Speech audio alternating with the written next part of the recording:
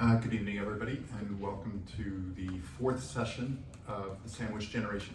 Tonight we're going to speak about skilled care, but to give you a little idea for those of you, there are some familiar faces here, but for those who have not, this is a monthly series that the library has been gracious enough to host and help us put together, covering everything in senior care. In the first session, we gave a 10,000 foot view of the entire care continuum of what to do if you want to stay at home, all the way to end of life and everything in between. And what we've done in the subsequent sessions is fill in those dots and go a little bit deeper.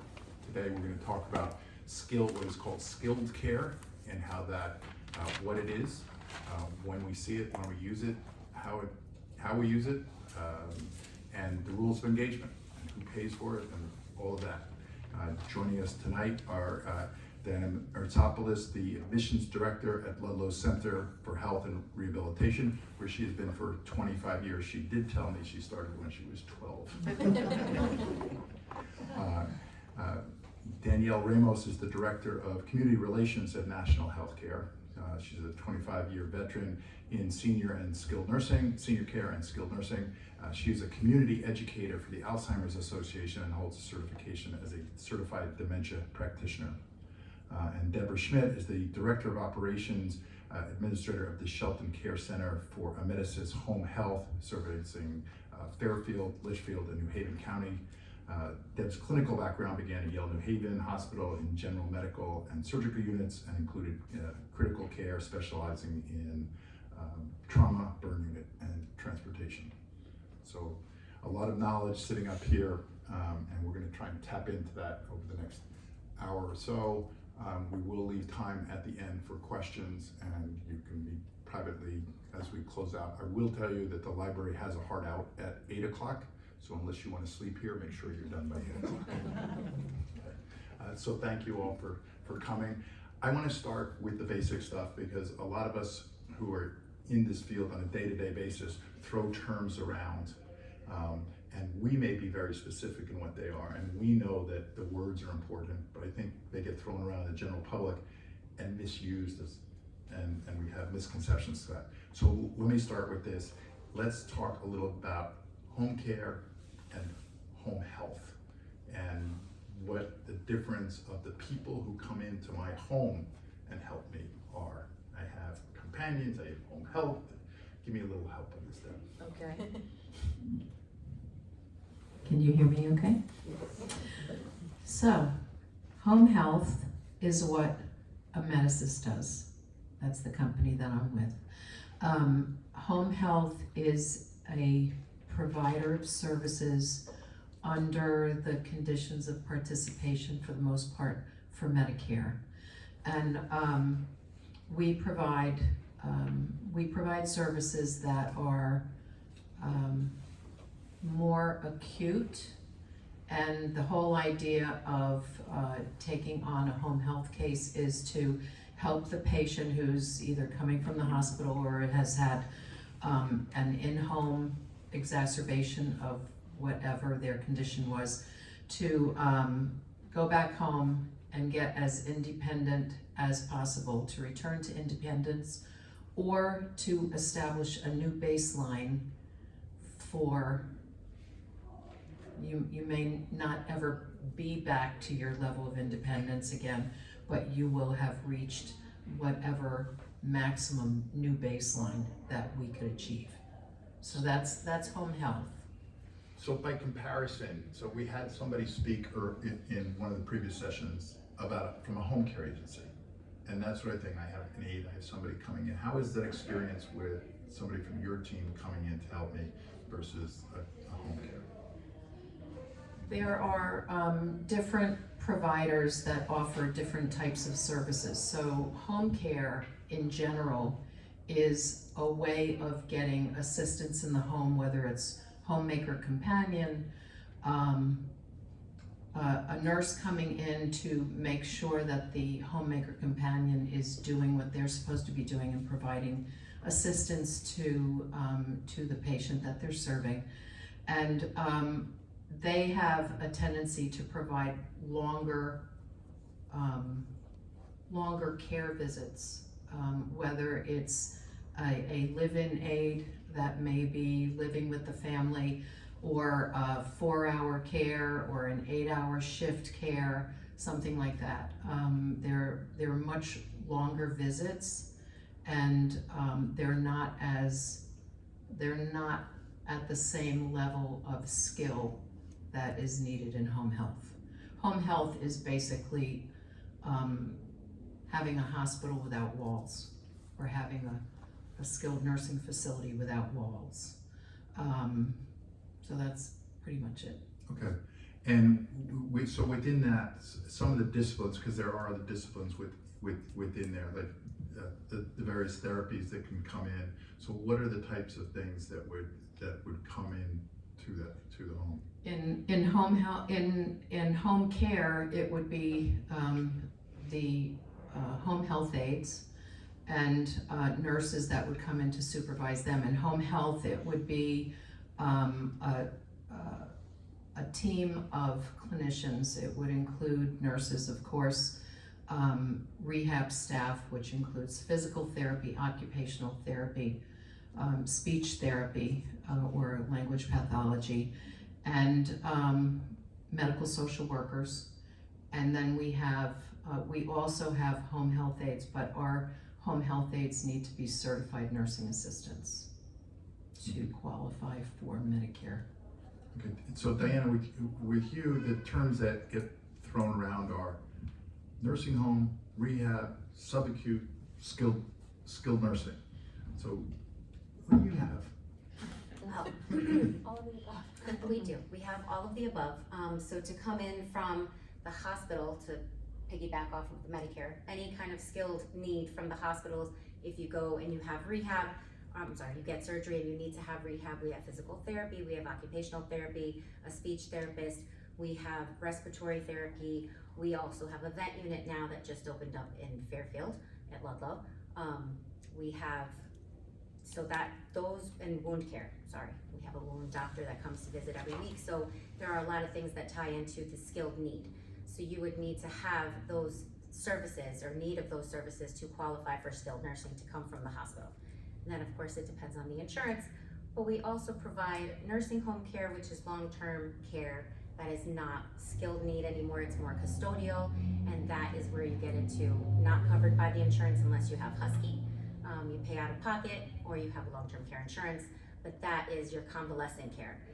We also provide respite, which is also if you needed a break at home as a caregiver, you're going on vacation and you have somebody that you are caring for that needs to come for a short stay, 2 weeks, 3 weeks, whatever you need, that is also paid out of pocket, because most insurance companies do not cover that.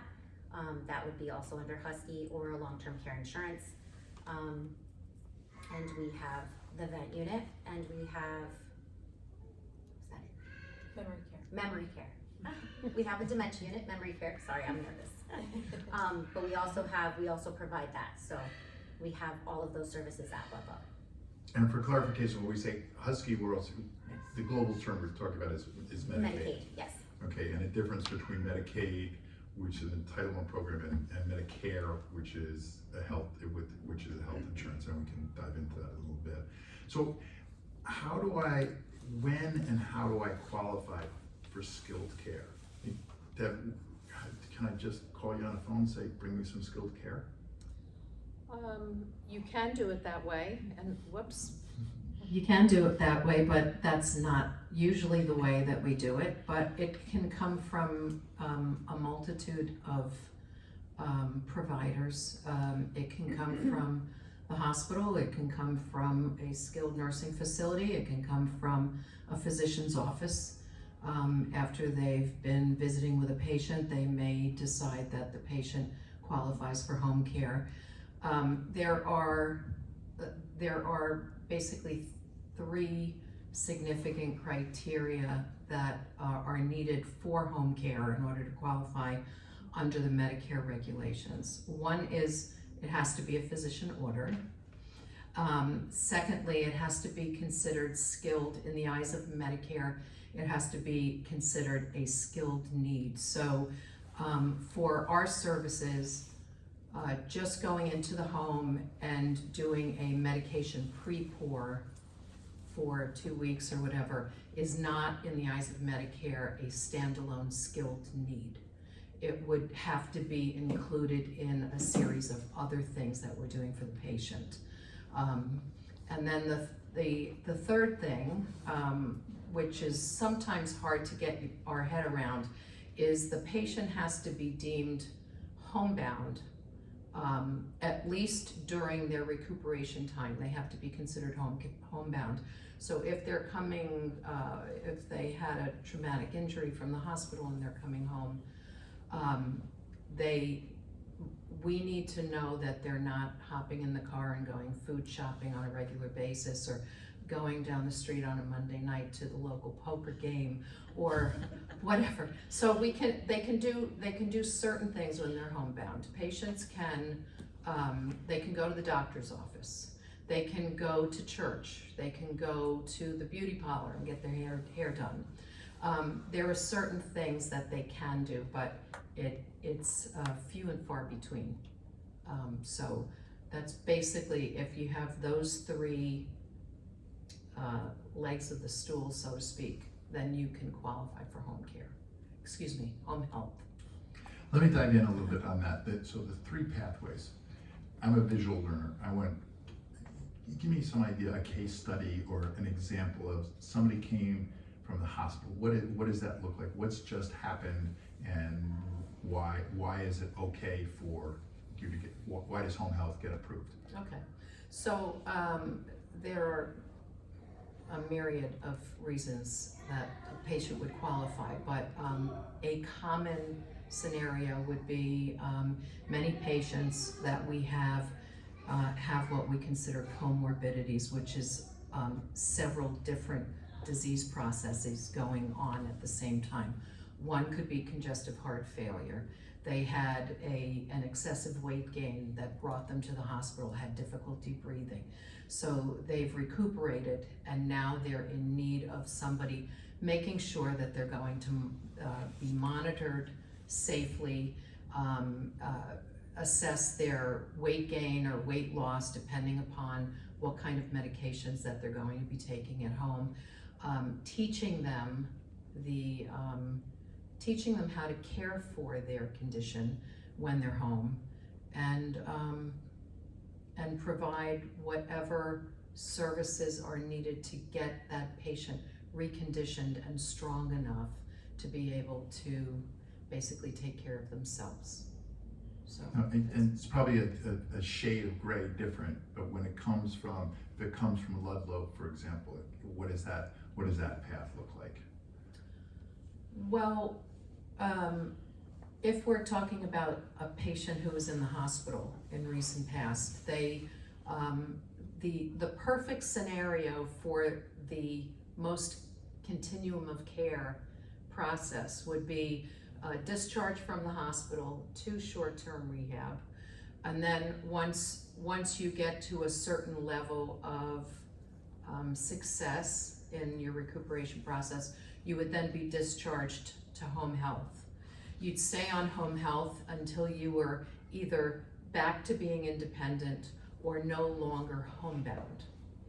And then from there, if you still needed some additional services, maybe continued rehab or something, you would be able to go to outpatient rehab. So that would be, you would be getting services all along the way as you're becoming more and more independent.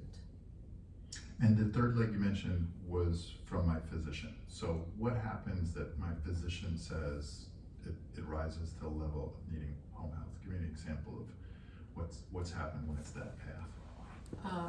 For a normal physician visit, if they're going into, if a patient is going in to see a physician after a period of time, the physician may realize that they have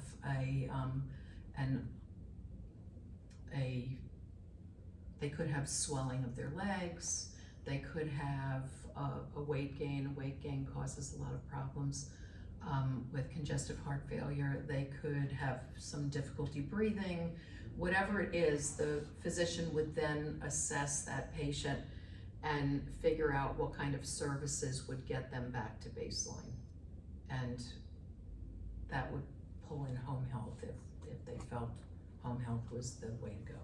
So the sense on that I get is that has a certain parallel to a prescription. If I have bronchitis and a doctor is going to give me antibiotic or whatever, he's going to write a prescription. Is that? It is a prescription. Yes, it's exactly a prescription. We can't open a case without a doctor's order, so it would be very similar. Okay, so Danielle, let's talk about the path for myself, if I'm coming out of a hospital to you. When and why am I coming to you, or how am I coming to you? It's very similar to that situation, to go home care or home health. The doctor would you would have to be evaluated by either a therapist or the doctor and assessed to need skilled nursing. Now, the insurance companies are a little touchy. I'm sure some of you are familiar. If you are Medicare, you have to be admitted inpatient into the hospital for 3 days and then require a skilled need, which means you need to come in and need a certain amount of physical therapy or a combination of physical, occupational, speech, whatever have you, to qualify you for that skilled level. And at that point, you can be covered until you reach your optimal point or they feel like you've reached your baseline. If it is a managed care, it's the same idea. The doctor or the therapist has to evaluate and recommend you for therapy, and then you have to get authorization, which is basically with the doctor's order, get an authorization from that insurance, whether it be Aetna, United Healthcare, Blue Cross, whatever the managed care that you have. If they deem that you are capable of returning home, you will not be approved for skilled nursing. Okay, I also get the sense sometimes that the hospital's telling me I need to get out now, and I'm not ready to get out of the hospital. I feel nervous coming out of the hospital, but they said I should go to Ludlowe because they don't want me anymore. So what is happening? What is the reality in the process of? Well, that is, unfortunately, I feel like that is very insurance driven. They want you to be at the hospital for a certain amount of days, and they feel like you need to be placed. And they will assist you. They will go and they will make sure you have authorization. They will not bring you to a skilled nursing without having the coverage. However, if you are still nervous to go home and you are not approved, that is where you get into the situation where you are not ready to leave the hospital, but they feel that you need to go home. If you do, it could be, you could qualify for home health because that's a different level, or unfortunately some people are not ready and they end up back in the hospital. But that is the same thing when you're in for skilled nursing. I call it a cookie cutter amount of time that they give you. They feel like you came for this surgery. Most people leave within 7 to 14 days. So they want you to be out in 7 to 14 days. Same situation, you do have appeal process. If you don't feel like you are ready, you can appeal to your insurance, but then you also have to have the backup. They have to show that you need more rehab, that you're still working on stairs, or you have to be taught this or that to go home safely.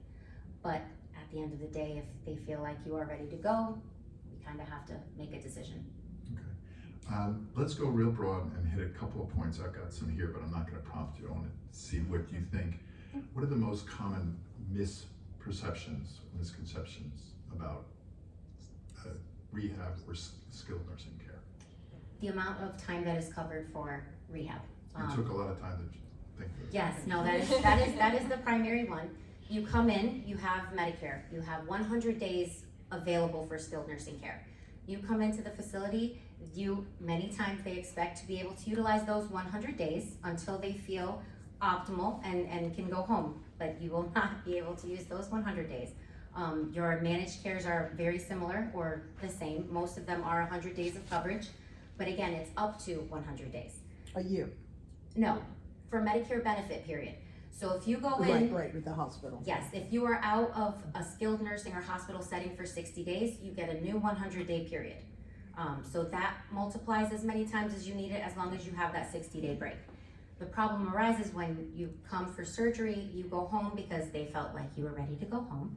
You end up back in the hospital, you continue. If you use 20 days, you continue on day 21.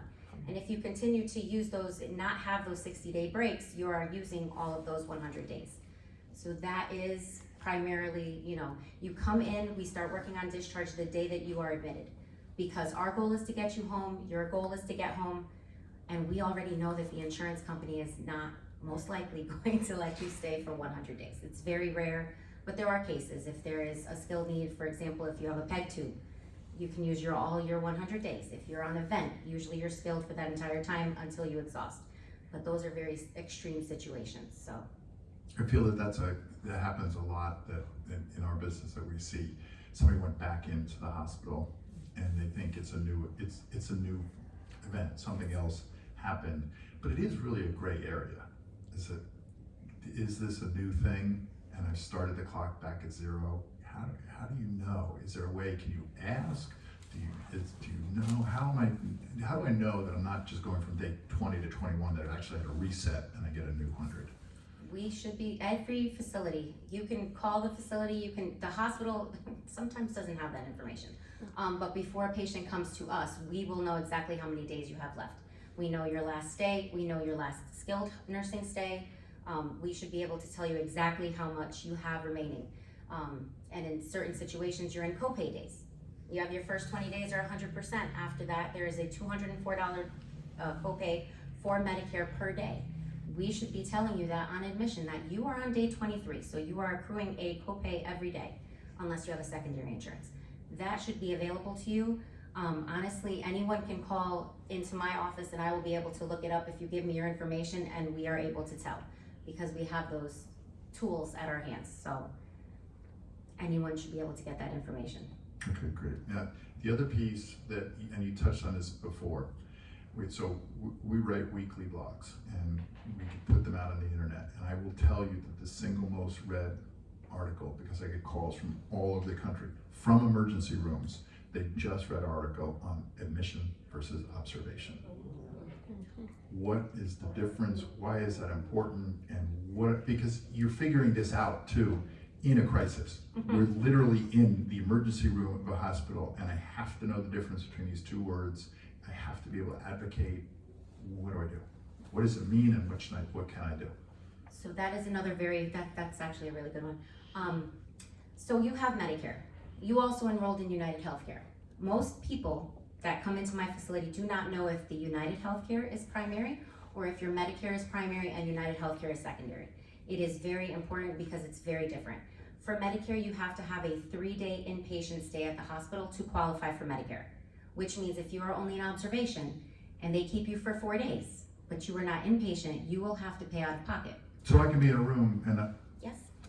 And this, I actually have a case that I can tell you about very quickly.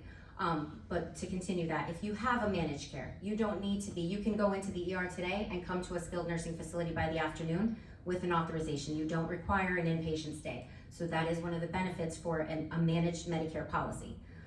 So we have a lady who came and she had 2 different policies and her Medicare. Both of those policies were only hospital plans. The hospital did not realize that, had her in the hospital as observation for 4 days. She came in and had to pay out of pocket for skilled nursing because she was not able to make it home and she needed at least a couple of weeks of therapy. And So they now don't tell you whether it's observation or not. they should be able to But tell you. they should be able to, They but should they be able don't to, volunteer it. They Yeah. don't always tell us. So Right. now we've gotten into the habit of actually looking up the doctor's orders. And I can't tell you how many times they're like, ordered for inpatient and then returned to observation the next day. Oh, So really? it is it's very Oh, I didn't know confusing. that. So once you're admitted, it's not necessarily consistent for those 3 or 4 days. No, they have to, no, it's not. Because if Wow. they feel like you can go back to observation, I don't understand why they've done that. Yeah. But it's very important for the patient as well as the hospital to know what insurance they have. Because if you go to the hospital for surgery, you must be admitted if you have Medicare. And under this situation, I really believe they thought that this policy would cover skilled nursing, and it did not. So here she is paying out of pocket when she has all the insurances that she needs, and I feel like they failed her. It's not okay. Well, that sounds like a relatively complicated situation because some Yes. people missed it. But just in the idea of if I'm going in, I'm taking my mom or my spouse, and we're going through the emergency room, how and when or who do I ask and can I advocate while in the hospital? Because I feel like if it only comes up when I come to you, it's probably the horse out of the barn. I have had people call me for skilled nursing information beforehand, and I give them that information. I tell them, if you wanna give me your policy, I will look it up while you are on the phone with me, and I will tell you what you need. Any skilled nursing facility should be able to assist with that. I don't know who to talk to at the hospital, because even we have problems getting that information, so I usually deal directly with the patient, because it's very unfair for them to have to pay out of pocket when you have a coverage. So I will tell you exactly what you need to do to be able to utilize that benefit that you have worked for. A doctor recommended to us that if they say it's observation and not admitting, then call their bluff and say, well, then I'm going home, and then they will admit you, I because agree. they don't want the liability. I just don't understand, if you're there for observation and you're there for multiple days, Yeah. clearly you're not there for observation. That's, They do a chart review, and if it doesn't qualify, if it doesn't hit all the markers, then they have to revert back to an observation. Yeah, I mean, I used to work bedside for years, and we'd have patients there for 4 days, like you said, and that's horrible. they call it a 23-hour observation, but it's 4 days. And your case manager should be able to tell you in the hospital whether you're observation or a full admit. So, Anna, let me try this dive down, because that's good inside information. Anna works at New Bend, so, so who am I asking, what am I asking? You are finding out who your case manager is.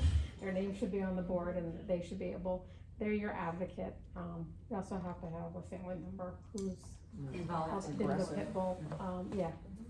A polite one though. 'Cause Yeah, well, I think that's an interesting point too, though, and so the squeaky wheel versus the pit bull.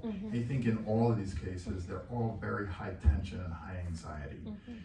I'm telling you, as an outsider in this, that these are all good people trying to do their best within this crazy system we have. So remember that you're working with people who are on your team, and if your personality is such that you're going to be a pit bull, it's going to impact your results.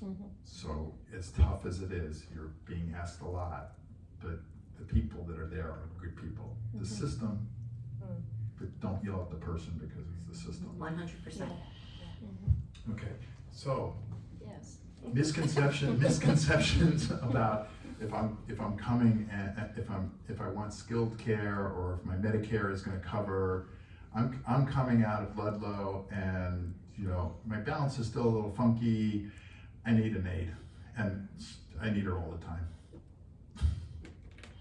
So what are the misconceptions you see when you guys do an evaluation and assessment, versus you say this is what Medicare is going to cover, and versus this is what you think you're getting? What are the misconceptions? If someone is looking to get an aid for themselves in the home, that's not necessarily for the same reasons that the nurse is going to assess or the clinician is going to assess for once they get there to do the home care admission.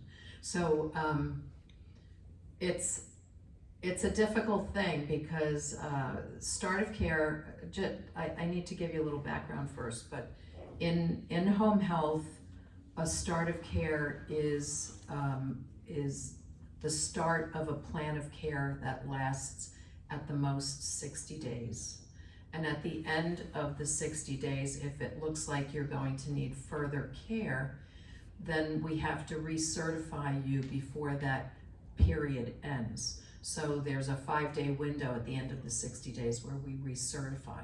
So when the nurse comes in to do the admission, or a physical therapist to do the admission, they're looking at what they're going to provide as far as needs, but they're also looking at your ability, or the patient's ability to follow through on all their activities of daily living. So are you able to go to the bathroom by yourself? Are you able to ambulate by yourself? Are you able to feed yourself? All of these things are looked at, and if it looks like the patient is going to need some assistance as they're recuperating, we put a home health aide in the home, initially probably more frequently than toward the end or toward the preparation of discharge. We try to explain that to the patient and the family at the start of care, because a lot of times similar to long-term care, similar to SNFs, we start our discharge process the first day that the patient is admitted, and you have to talk about these things. They don't want to give you up a lot of the time. They don't want to see you leave their home because they feel more secure. They feel like they're getting much better, and that's not how Medicare handles the case. Once you establish yourself as baseline and the clinician realizes that you've met all your goals, that's the time that you're going to be discharged. So if you have a home health aide in the home, maybe 3 days a week and then 2 days a week, and a few weeks it's 1 day a week to help you take a shower or help you with your meal prep or whatever, eventually that aide is going to go away. And as we are taking care of that patient, we are considering what their long-term needs are going to be. And if we need a social worker or one of our social workers to come in and help choreograph the transition, we may not convince is the wrong word, but we may help the family realize that they need additional support after we leave. They may be willing to pay privately for an aide to come in. They may qualify for Title 19/Medicaid services for an aide to come in. But in either case, we try to provide a seamless transition. So they may get the aide to start working with the family for the chronic and stable piece before we actually discharge. So there's no interruption in care. A lot of times the patient or the family only have the recourse of paying privately for those services, and those services are costly after the fact. So it's difficult. So the social worker comes in to help coordinate those services and possibly get you qualified for Medicaid, which will give you some extra services. I think as you described this, it just rings with what you said before about this being a prescription, because I sort of feel like when you leave, I'm cured, but that may or may not be the case. It's certainly not the right terminology, but that's my sense as a layperson, is that you came in here to help me get better. I'm not better yet, and it ended. Just like I may not have shaken all of my cold or my bronchitis quite yet, but I ran out of 30 pills. So either I'm going back, and the other piece of just like this is much more than an aid. This is a team. You already mentioned that a nurse is coming in. I could have a physical therapist, I could have an occupational therapist, a speech therapist. You've now brought up a social worker, that these are all people that are being administered, but under a prescription. Correct. Paul, can we go back to the misconception of the home health piece and the home health aid and what Medicare covers in this episode and what that looks like? Because I think that a lot of families that I speak to are, really in need of more than what Amedisys can provide under this Medicare plan. So what does that look like, Deb? Yeah, Yes. that's a tough situation for you, because you could It is. you're walking away, walking away, and we think that we're cured. You've just gotten us to the next stage. You're the bridge to the stage. Right. If the patient, the aid thing I'll get back to, but if the patient is feeling like they're not totally cured and they need more assistance, Medicare will not allow us to stay in the home if they are no longer homebound. So they would need to seek additional services, whether it's physical therapy or occupational therapy, speech, whatever, as an outpatient. And that is usually covered under Med B, and there's usually a copay with that. So the cost is a little bit higher. Yes? Just to add on that, I'm I'm at Comfort Care. I was on the February panel doing the in-home care. I do the home care part of this, and so when people are leaving from It's like yours, right, they might need that extra assistance, and we know, like a lot of, most of the time it is private pay. But if you have long-term care insurance, Medicaid, if you spend down, if, there's programs through the VA, which also apply to surviving spouses of veterans. We'll look into all of that, but yes, to your point, there always seems to be a little bit more that someone might need. We don't operate on like a prescription, it's what you need, you know, and I always like to say, like, use as much as you can in terms of, like, you know, PT and OT and skilled nursing's coming out, but eventually that does run out, and you know, Medicare will stop paying for that, and you might have, your needs might be more than that, but you know, with the right agency, they'll look into all the options in terms of you know, how you can get extra coverage for the I think one of the more difficult things to do is to explain that to the family, that Medicare will allow us to stay in your home based on the following criteria, and once we reach that point, we're out. It's not that we want to get out, it's not that we're punishing you, it's just that they don't pay for continued services if you've reached your goals. But like I said before, Paul, if we understand that those needs are going to be there once we're completed with our care, we can line up, hopefully, a backup plan for them and use other agencies to come in and provide those services. And just to get some clarification on Janine's question and the delineation between building the stuff that's, well, how did you exactly say Yeah, that? so a lot of times, when patients are discharging from a skilled rehab, you know, skilled nursing facility, and they're ordering a home health aid for that patient, what does that mean? So yes, so that patient needs a home health aid, and what is it that we provide? How many hours a week? That's a good point, yeah. during the So visit?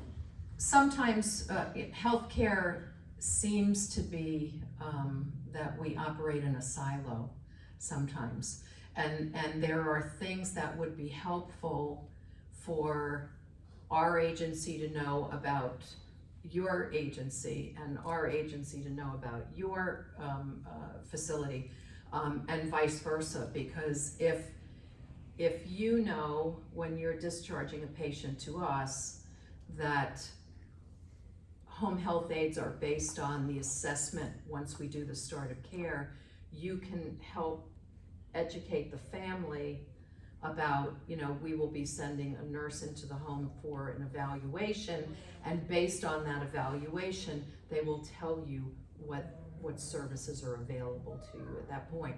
That would probably make the transition a lot smoother, I think. But you know, many agencies and many providers do what they need to do in order to get you to the next part, and sometimes things are missed in between. But yes. I also get a lot of patients that are discharged and the nurse does the assessment, orders a home health aide, and the patients are under the impression that the home health aide is like there for hours.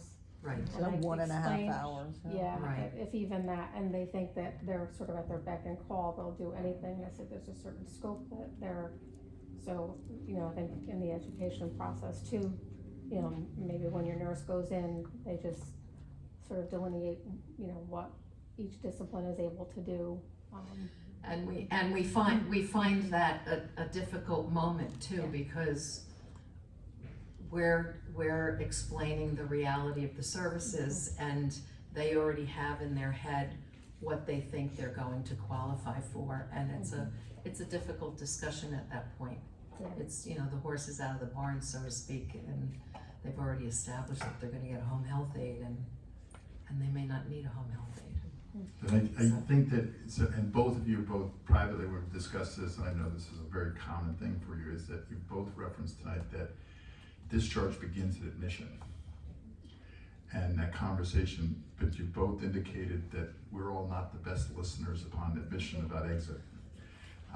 And they do hear that from, it's not just you guys, it's everybody in this space, and it's because of the pressure and anxiety that the person sitting opposite you on the desks is under, and we're not getting it, or we're hearing things, or we have preconceptions that just don't jive. And I think it's also, part of that is even when you try to take in information, when you're overwhelmed, when you're in crisis situation, you're nervous. You have this loved one who had an acute episode, they're in short-term rehab. What is that? What happens now? What are my next steps? And there's a lot that goes into getting that person safely home and discharged. So I think a lot of that is also some fear and anxiety of just wondering what's coming next, and that everything's going to kind of follow a smooth path.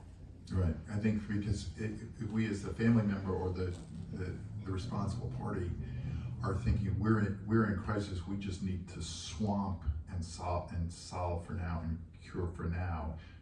Everybody else is professional saying we have to get you to this point, and this point means you need less and less of us. That's always the goal. You need less and less of us. Everybody wants to go home, but if you go home, it means you have less and less people along the way. So we have to understand how they're going to atrophy out. They may only start with an hour. That may be the start. So it's not going to increase from there because it wasn't convenient for us. And I think that's where the long-term for us in skilled nursing, Diana and I work together. So just quick clarification, National has 14 centers in the state. So Ludlowe is one of them. We have another Cambridge and Fairfield. So I'm speaking on the skilled nursing piece as well, but just wanted to add to what Paul was saying. Yes, and sometimes it's the realization that at that point, is going home the option, or are we looking to a long-term care, the long-term care component now? So is going home going to be safe? Is it going to be, what mom or dad, needs? And that's where the consideration for long-term care sometimes comes in after that acute episode, after that rehab stay. Sometimes it is going home and trying it out and realizing this isn't working. Mm-hmm.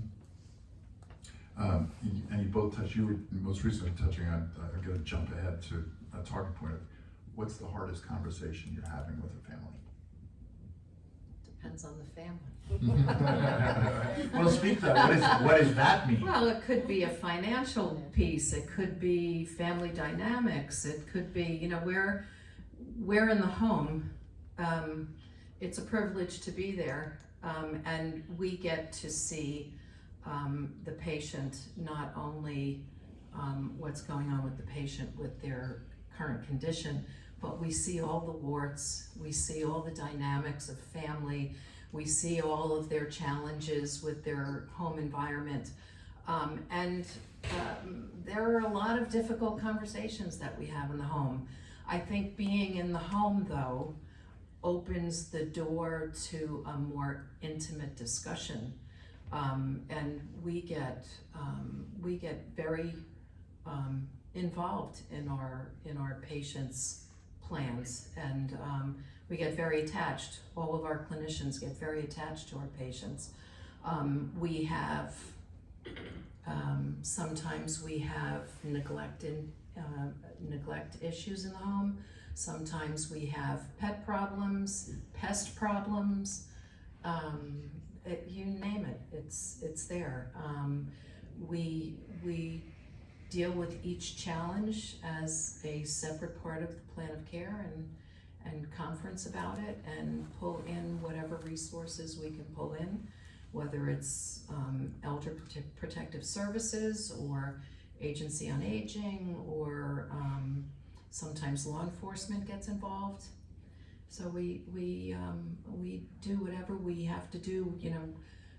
Everyone in the healthcare environment are considered mandatory reporters, and that puts a large burden on our shoulders, particularly when we're having to report things that we don't want to report, it does cause some conflicts in the home, and we just deal with each case as an independent issue. Well, I think so. You mentioned neglect, which is really it's harsh, right? We never want to think that we're neglectful, and I think many of the people don't think they are neglectful. Now, some it might be nefarious, but others I feel like in the case studies that we see in families we work with, it's a little insidious. It starts slipping, and it's a slippery slope. So what are the things that you see when you go into a home that are going to indicate the beginnings of neglect? I'm not talking about somebody being locked in their room or something like that. What are the more subtle indicators that maybe we should be aware of ourselves in our house? If I notice this, I'm like, oh wow, mom's not really okay. It's like, this isn't good. Well, in the home environment, sometimes it's not necessarily the patient that's the challenge. It could be a husband and wife situation where the patient may have a certain level of dementia, or the spouse has a certain level of dementia, which causes challenges there. Definitely not intentional, but there needs to be a better understanding a lot of the time with patients that are suffering from dementia at whatever level, that the patient's caregivers need to learn more about how to handle those kinds of situations. And we're seeing a lot of increased sort of public service announcements now on TV, and you hear it on the radio as well, about the need to educate people on how to handle a situation that's changing for you. You have a spouse who is now showing signs of memory loss and forgetfulness, and it gets worse, and then they have difficulty walking. So there's a lot of discussion about what needs to be taught to not only the patient, but to the patient's family members to learn how to care for those patients properly. There's a large amount of patients that we see that do have a fair amount of dementia. Some of them live in assisted living communities, and some of them are in the home setting.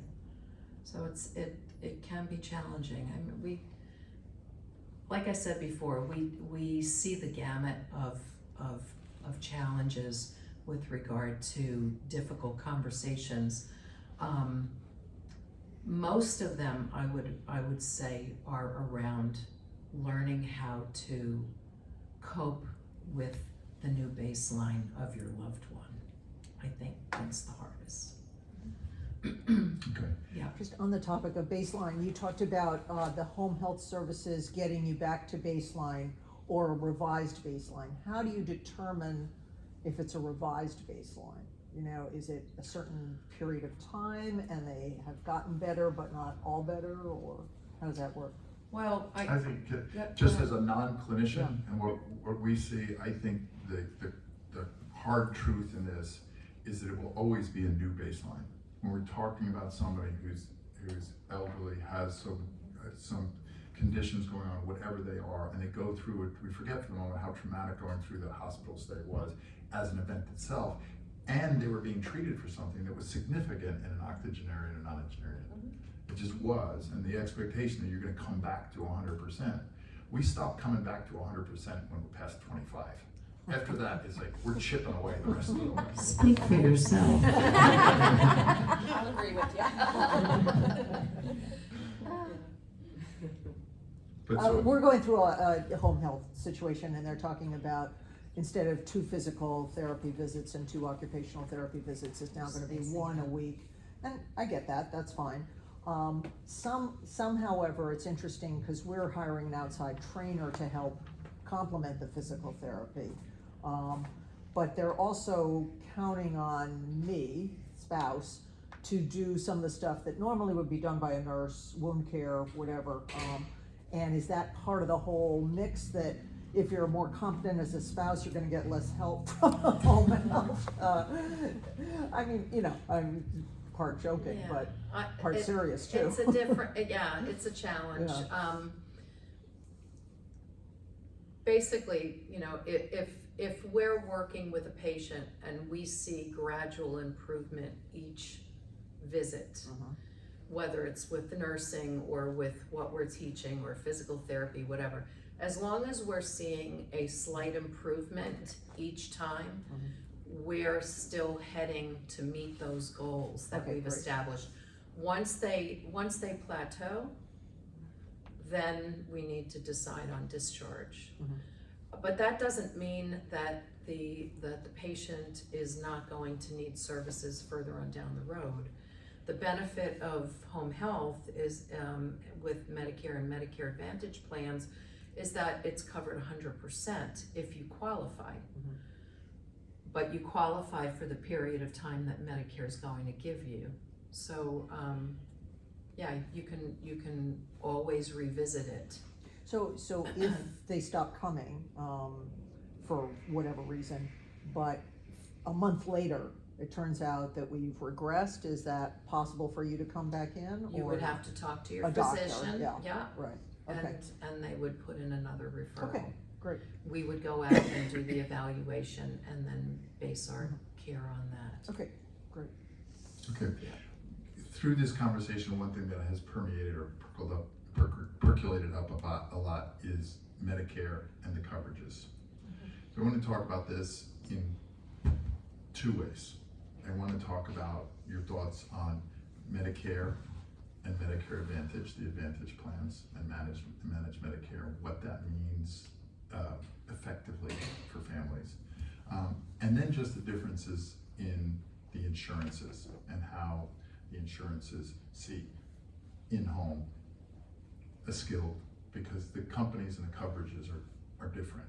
And I think we just think that this universal and will cover everything. So I know that's really broad. Let's start with, you know, the variations on Medicare and what we need to be aware of with managed plans, Advantage.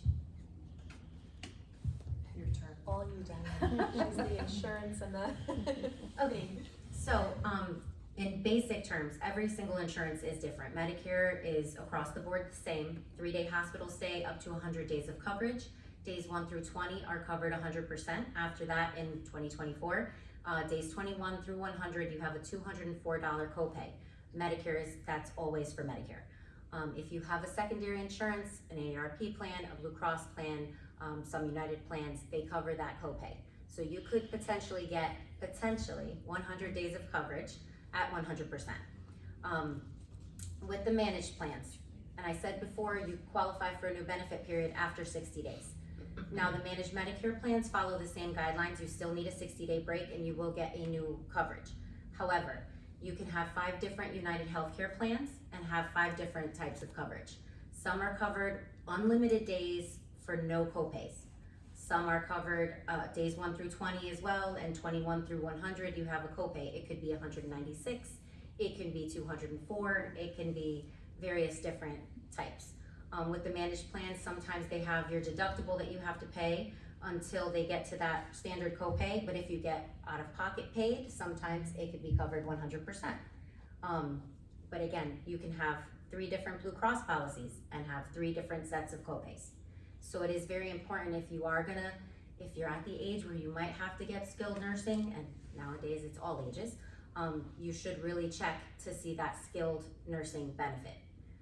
Aetna's another one. It could be 100% for unlimited days. It could be 100% for 100 days. You can have a copay from days 21 through 53, and then day 54 to 100, so it's very confusing. Thanks for clarifying this. Everybody's like, but I have Aetna, but you have the elite PPO, and she has the Medicare Advantage, I don't know, whatever one. There's so many different ones, I can't stress enough. And now we have all these commercials that sit there and tell you, oh, you know, this United plan, and you can get this for free, and you don't pay for this, and you just have to check what's gonna be best for you. Because yes, the managed care policies, you don't need a hospital stay. However, they do have a tendency, and some are worse than others, where you're 7 days we think you can go home. Not everyone can go home in 7 days. And it might be a little bit more of a struggle. So it might benefit you to go back to your standard Medicare, your basic Medicare with a secondary. But then you have to pay out of pocket every month for that secondary plan. So it's very detailed, and it has to be what's most cost effective for you, but you have to check your skilled nursing coverage because they are all different. So, just on that for the one piece, we're way out of season on it. But when you start hearing about open enrollment at the town social services or wherever it is, go get your oil checked every year. What are your sensitivities of what's going on in my world, in my health situation, and does my insurance match? Out of the heat of battle, before it happens. And that's when you're supposed to do it, and it should just be a habit, because the insurance you got at 65 is probably not the insurance that's best for you at 85. It doesn't make sense that it would. So how do we check that? It's way too complicated. And if you are helping a parent, an elderly parent, check their coverage, because many times they make that call or they get that call and they enroll and you think they have standard Medicare, and then they come to us and we're like, oh no, they have effective January 1st, they're United Healthcare. It's not everyone knows. And it's so easy to slip down that slope. So just take a look. Real life situation that happened this turn of the calendar in January. We had a patient on service, and same thing, went shopping for a new insurance plan, was on Medicare, 100% covered for whatever services we were providing, and the patient was progressing and doing quite nicely. They got I think it was a United Health plan at the time, in January, and it didn't we weren't able to continue providing the services to the patient. We had a discharge. That was painful because you work really hard with these patients and families, and we weren't able to continue providing services. So they had to change agencies, and their family members got involved and couldn't understand why this was happening, and the patient did get one of those phone calls. Don't you want to change your insurance? Yes. They show you all the benefits. Yeah. So if you need dental insurance and that's more important for you, and home care is not as important for you, then you have to make those choices, and you really have to customize it for what your needs are going to be. And I think a lot of people make those decisions based on their premiums. It's not a deep thought into it, and I totally get that. But when you think about saving $30, Yeah. $50 a month, and the cost of what I'd be getting from Ludlowe or what I'd be getting from Amedisys, it is very much worth the investment if you can do it. Some people can't, and so that was another piece. On one of the earlier segments we had was about the local resources, and if you get into that position, there are places to turn. You don't nickel and dime yourself into a bad spot. There are resources. If you're really in that spot and you can't afford your insurance, you can go to social services and look for help. It's not a panacea, but at least there's something there. There's also paperwork over there in the Choices program from the Southwestern Connecticut Area Agency on Aging, and that's who will look at your policy as well. So they're trained on that piece. In the fray though, I'm coming to you because you knew all those numbers. That was wildly impressive, but I'm coming to you to know. Should I be coming to you right away to say, what am I gonna get? Yes, just like Diana. I have helped people that didn't even come to my facility. I'm not gonna lie, because it's so important, and people they don't have that information. And I don't know who has called insurance companies, but you don't always get the same information from the rep. No. Depends on the rep and the day, and sometimes they just read off the screen. So I have gone out of my way for people who didn't know if they were gonna go to skilled nursing. They didn't even know if they were gonna come to Ludlowe, but I gave them the points of their insurance, and I gave them the information they needed to check on, and I gave them the questions to ask the hospital, because at the end of the day, that's what we should be doing. Mm-hmm. So, you can call me. So I will. So wherever I am, I'm checking. We've already learned. I'm checking whether you be at a hospital. I want my case manager. I want to know what clinically is prescribed for me and what the path is going to be like. And then it does separate conversation about how I'm paying for this, because it comes. And same with you. I'm coming to you and said, so what does this prognosis look like? And then I have a separate conversation. How am I looking for coverage? How my coverage impact that? Because we're not in this bubble. Like, if I leave it to the clinicians, you'll get this great coverage, but their hands get tied at a certain point, and we need to know when they're tied. Okay. Thank you. The last general topic I want to get into, we touched on, since COVID, and not necessarily because of COVID, but I know we've noticed in our business, the changes in acuity and the changes in the capacity or the demand on the capacity for care. With you guys and with you guys, what are you seeing? What's changed and what are you seeing from people now? Well, in a very simple terms, to qualify for skilled nursing or to be referred to skilled nursing, they really don't want to admit you to the hospital. So now we're in the past, 2 decades ago or even a decade ago, you would get, a knee replacement and go to a skilled nursing facility to get your rehab, your daily inpatient rehab. They don't do that anymore. They want to recommend you to go home and do outpatient rehab or home health or whatever that step is to keep you out of the hospital, because obviously that's where a lot of it spreads. And I don't think we ever went back to taking that acuity of patients. So now to come to the skilled nursing, everyone is just sicker. Everyone is a lot more compromised. So you're coming now, and now they're in such a degraded state that now we go back and forth to the hospital. It's very hard to rehab. It's a lot longer road for them, but they still want them out in 10 days. And there's a higher rate of rehospitalization. Yes, much higher. Good. So are you guys asked to do more?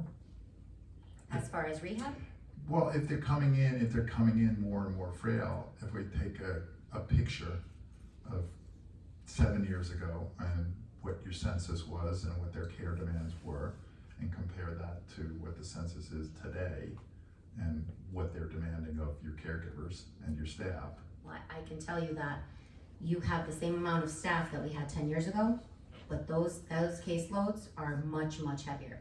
And the skilled nursing facilities, they're not getting the staff that we should be doubling the staff that we have to attend to all of these people, to answer all those call bells, because they are needier. It is a much heavier burden on the caregivers.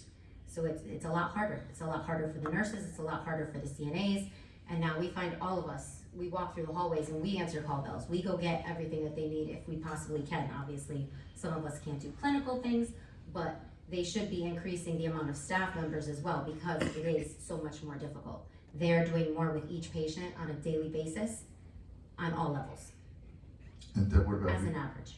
What about you guys? What are you seeing? What's the difference between those Our two? patients are sicker, just overall sicker. I'm not quite sure, it probably is because of the interest that the hospitals have in discharging people sooner. We get them sooner, and we have major challenges in making sure that they stay home and they don't go back to the hospital. That's the biggest challenge that we have. Okay, so I lied. I do have one other thing I want to talk about that we're starting to see more of, and it's the combination with behaviors. And Deb mentioned before about dementia. We've talked about that. We know it's there, but it gets complicated when there are behaviors. What is that? So what does it mean? What am I talking about? And how does it manifest itself? Yeah, and just to speak a little bit on that, so a behavior, when we call it a behavior, it's really that person trying to express a need, and they can't find the words for it. They don't have the ability to share that need. Maybe I have pain in my right arm and my caregiver is trying to get me dressed, and I have pain and I can't articulate that I have pain in my arm.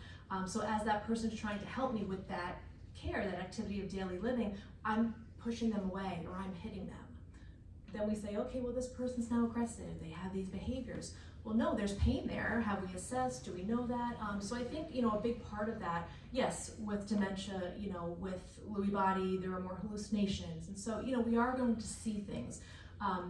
That is just par for the course. And I think having a dementia neighborhood, Ludlowe does have a dedicated dementia neighborhood. There's additional training that goes into that for the staff, continual training, and it's the understanding of the disease process, and that's often a part of it. But I think when we frame it a different way and we look at it as, what is this person trying to express to me? What is this need that I'm missing? What could be going on that's causing this? And a lot of times it's also, just different strategies, and again, teaching the staff that reapproaching. If that person doesn't want to go down to breakfast right then, they don't have to go to breakfast. You can leave them and reapproach in a half hour, and perhaps they do. So that's just my take on that. Great. Anything else to add? I'd like to open up if there are any other questions. I know people have been participating at this point. Any other questions? Yes. I wanted to go back to the comment you made earlier, and I'm trying to read between the lines, so I'm just gonna ask the question. When you talked about the Medicare plans, right? Medicare and Medicare Advantage and managed plans, am I correct in assuming that like the basic Medicare is gonna have more benefits for skilled nursing than some of the managed plans that give you like, oh, you can get groceries you can have $20 a week towards groceries or something silly like that? Generally, yes. Yeah, okay. We find that it's easier to qualify for Medicare versus a managed care policy, just because their case managers, they have a different criteria. There's certain things that they're going to look at, and Medicare seems to be looser, Okay. which means you can be covered a little longer. Okay. The coverage itself, though, if you have Medicare with a secondary, again, 100% for up to 100 days, as long as it's a skilled nursing plan for that secondary. But there are like Aetna policies, I think they all might have unlimited policies that will give you 100% coverage. So it's just based on what's going to be best for you. It's just, Okay. it's all Thank you. different. May I ask a second? Of course. Okay. It's a nickel. Like, you all talked about, I'm gonna use my word here, a silo, right? The hospital got their agenda, and then the skilled nursing home's gonna have their agenda, and the home health is gonna have their protocols, and agenda's probably the wrong word, but you've got your approach, right? And you're looking at it from the beginning to the end. And so you alluded to the fact that there's this place in the middle where we could advocate for a patient to connect the dots a little bit better.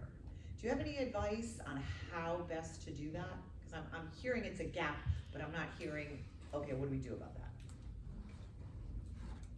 There are so many options that people really aren't familiar with, because we work with it every day, Yeah, right? So we right. see it. So you come in, you have surgery, or you get really sick, you end up in a skilled nursing facility. Hopefully we can get you home. If we cannot get you home, there are other options. You can do an assisted living. Just to briefly give you a breakdown. So our costs are about $16,000 a month if you're paying out of pocket. If you needed to get your loved one, buy them some time to fix the house up or do whatever, they can stay with us. It's not a problem. The problem is to continue that rehab. Right. They have to be able to continue it. We have to be able to cover them. And we can do the same thing where you're paying privately for room and board, and they can continue rehab under Part B for that temporary, couple of weeks. That's not always feasible for everybody. There's also assisted living, who is not 24-hour care, but at least you can take them to get their own apartment. That can be temporary. You can do that on a temporary, 1 month, just to get them a little bit more. While they're at the assisted living, they can get home health, they can get extra home care, and see if we can get them to that place in the home where they are back. You also, if it's absolutely impossible, then you would be able to consider long-term care, but then again, that's costs, that's applying. But there are so many different options, and that's where I feel like our discharge planners have been very well versed, because they meet with so many different programs. They should be able to give you a whole list, but then you have to figure out what's right for you and what's right for your loved one, because there are so many plans. Just in exchange for your second question, I'm gonna give a shameless plug. That's what we do. The big help. I should have said that. I'm so sorry. No. I totally missed that. That's why you're all up there. These speakers are people we It's a work with connection. every day, Okay. and working with families and filling those gaps, because all of this is bespoke. Yeah. You're different than her, Yeah. than her, than him, than her, and what the needs are. And there is no turnkey solution that works for everybody. No. And there's no panacea either. Because, we're dealing with a frail population, things are failing. We're doing the best we can to piece those pieces of the puzzle together. I have a question, and I just want you to kind of emphasize this piece. I have my 100 days. I should have my 100 days. Can you kind of address that? Because everyone thinks they have their 100 days. Do they really have 100 days? Can you talk about that for a minute? Because I think that's something that people don't realize. That's what we tell them on admission. We try to give them a baseline, we try to give them the average stay, 20 days, 25, but we always, I am very honest with everyone who comes in. You will not be here for 100 days. And it's just out of our hands, but that was one of the misconceptions we talked about, because they all think that they're gonna get, and you should. I feel like you work for that insurance your whole life, and if you need it, you should have it, but it was a lot easier in the past. Can I ask a question? Is there a supplemental policy that pays for the $15,000 or $16,000 a month besides the long-term care? No. No. So at some point it's gonna Some indemnity plans can cover after Medicare exhausts, but only if you continue on a skilled need. If Medicare says you are done with rehab and they don't see a skilled need and you have plateaued, most indemnity plans will not approve you. Mm. So besides Husky or long-term care policy, unfortunately, I don't know of any. Okay. And it's even the state of Connecticut isn't so generous with its Medicaid. Medicaid is a federal program funded and administered, co-funded and administered by the states. So state by state is different. So we're in Westchester and Fairfield, and it can tell you that New York treats it very different than Connecticut. And there's sometimes where we recommend to families, you should go to Connecticut because their rules for your case are better. But there are plenty of cases, especially on Medicaid, it's a much more generous and liberal program in New York, where you're gonna find to find Medicaid to compensate assisted living, for example. In New Jersey, we can do it. In a lot of states, we can do it. In Connecticut, we probably have within 75 miles of here, 2 or 3 places. And the moment you have any memory care, you're not there, or any high care. So basically, it's assisted living is private pay, skilled nursing is private pay, or if you exhaust your resources. Please, the library is closing in 15 minutes. Please And check out it's all such material now. you Thank get a you. strategy, and we will talk about this next time because there are a couple of lawyers coming in, about the idea of getting to Medicaid, which is this strange thing we do of spending down. So we have a generation of people who have saved and worked hard, and you've done everything you're supposed to do, and you built this up, and now the key when you need us most, well, we gotta get rid of your money. That's the only way we can help you. It's an incongruity that is just crazy, but a reality. So you have to be destitute in order to. It's for the blind and the poor. Literally. Mm. Yeah, and even the limits in Connecticut, I mean, it's $2,000 in assets. Yes. 2,000? 2,000? 1,600 Yeah. is the official. Yeah. You have to have less than 1,600 in assets and cash to qualify for Husky C. Just preposterous. Yeah. But there are different plans. There are like home care plans that you can have a little bit more in assets. There's a QMB program that if you can't pay the co-pays, they don't look at your assets, they look at your income. So if you're under, which I sign everybody up for that qualifies if they don't have a secondary, because any little bit helps. And it changes a little bit if there's a spouse involved. Yes, Because of protection, there are cutouts for that. yes. But it's really complicated. You know? Yeah. It's really complicated. Any final thoughts or questions? They do lock the doors and A question, it looks like maybe you're recording this. Have you recorded the previous sessions We have. as well? So those are available? Fabulous, just contact you. You can. They're on our YouTube channel. I think they're on the library site as well. Oh, okay, but great. on our site, they're annotated too, so you can skip down to the Wonderful. sections that Thanks. you like. I just have one quick question. This scenario, Amedisys is in there and your nurse sees that your patient is not progressing and the nurse deems that they need skilled nursing, and they're referring to Ludlowe. How does that play out? So it'd be a home to skilled nurses? Reverse, yeah. We will determine that the patient needs a higher level of care, and then we start the discussions or continue the discussions with the family. And then you Because- call the doctor's office, they would make the Yes. referral to? Yes. And who pays for that? Depends. Okay. If they have a managed care, we could get authorization with the doctor's orders and their eval.